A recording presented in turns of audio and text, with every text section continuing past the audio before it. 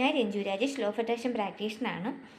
മനുഷ്യ മനസ്സിന് ഈ ലോകത്തെ തന്നെ ചലിപ്പിക്കുവാനുള്ള കഴിവുണ്ടെന്ന് അമേരിക്കൻ മനഃശാസ്ത്രത്തിൻ്റെ പിതാവായ വില്യം ജെയിംസ് അഭിപ്രായപ്പെട്ടിട്ടുണ്ട്. നിങ്ങളുടെ ഉപബോധ മനസ്സിനെ വിശ്വസിപ്പിക്കുന്നത് എന്തും അത് യാഥാർത്ഥ്യമാക്കാനായിട്ട് അത് കഠിന പ്രയത്നം തന്നെ നടത്തും.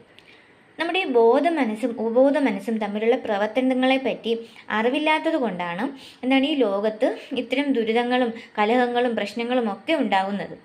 ഈ മനുഷ്യ മനസ്സിൻ്റെ ഈ രണ്ട് തലങ്ങളും നമുക്കൊരു ഐക്യത്തോടെ, ഒരു സമാധാനത്തോടെ, ഒരു സഹവർത്തിത്വത്തോടെ നമുക്ക് കൊണ്ടുപോകാനായിട്ട് കഴിഞ്ഞാൽ നമുക്ക് ഈ ജീവിതത്തിൽ ഈ പ്രശ്നങ്ങളും രോഗങ്ങളും ദുരിതങ്ങളും തന്നെ ഒന്നും ഉണ്ടാകാറില്ല. ഈ കലഹങ്ങളോ ഒന്നും നമുക്ക് ഉണ്ടാകാതെ നല്ലൊരു ജീവിതം നയിക്കാനായിട്ട് കഴിയും. നമ്മുടെ പുരാണ ഗ്രന്ഥങ്ങളും അതുപോലെ തന്നെ നമ്മുടെ ആചാര്യന്മാരും പ്രവാചകന്മാരും എല്ലാം നമ്മുടെ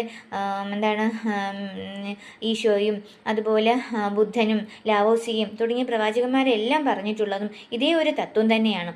നമ്മൾ എന്താണോ സത്യമെന്ന് നമ്മുടെ മനസ്സിൽ ഉറച്ച് വിശ്വസിക്കുന്നത് അതെന്താണ് നമ്മുടെ പുറം ലോകത്ത് പല സാഹചര്യങ്ങളായിട്ടും സന്ദർഭങ്ങളായിട്ടുമെല്ലാം അനുഭവവേദ്യമാകുന്നു.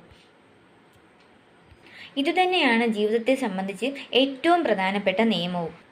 ഒരു പ്രവൃത്തി ഉണ്ടെങ്കിൽ അതിനൊരു പ്രതിപ്രവർത്തനവുമുണ്ട്. അതുപോലെ ഒരു ചലന അവസ്ഥയുണ്ടെങ്കിൽ അതിലൊരു നിശ്ചലാവസ്ഥയുമുണ്ട്. ഇങ്ങനെയുള്ള ഈ നിയമങ്ങളെല്ലാം നമുക്ക് പ്രകൃതിയിൽ കാണാനായിട്ട് കഴിയും. അതുപോലെ തന്നെയാണ് ഈ രണ്ട് നിയമങ്ങളും ഒരേ ഒരു സന്തുലിതാവസ്ഥയിൽ കൊണ്ടുപോയാൽ നമുക്കവിടെ ശാന്തിയും സമാധാനവും എല്ലാം ഉണ്ടാകും. നിങ്ങളുടെ മനസ്സിൽ ഭയവും അതുപോലെ നിരാശയും വെറുപ്പും വിദ്വേഷവും അങ്ങനെയുള്ള നെഗറ്റീവ് ചിന്തകളാണ് നിങ്ങൾ കൊണ്ടു നടക്കുന്നതെങ്കിൽ നിങ്ങളുടെ പുറം ലോകത്ത് യാഥാർത്ഥ്യമാവുന്നതും അതേ വികാരങ്ങൾ, അതേ സാഹചര്യങ്ങളായിരിക്കും.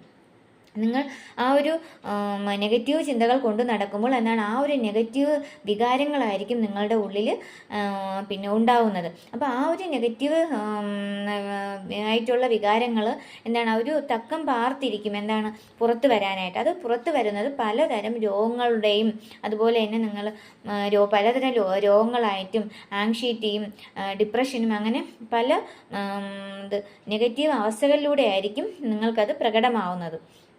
മനസ്സിൽ ഇത്തരം നെഗറ്റീവ് ചിന്തകൾ വളർത്തുന്നതിലൂടെ നാം നമുക്ക് തന്നെ ഒരു ദോഷകരമായിട്ട് അപകടകാരികളായിട്ട് മാറുകയാണ് ചെയ്യുന്നത്. അതുകൊണ്ട് എപ്പോഴും നമ്മുടെ മനസ്സിൽ നല്ല ചിന്തകൾ വളർത്താനായിട്ട് നമ്മൾ നോക്കണം. അതല്ല ഈ ഒരു പ്രകൃതിയുടെ ഈ ഒരു ജീവിതത്തിൻ്റെ ഈ ഒരു നിയമം നമ്മൾ മനസ്സിലാക്കണം. നമ്മൾ ചിന്തിക്കുന്നത് എന്താണോ അതാണ് നമ്മൾ ആയിത്തീരുന്നത്.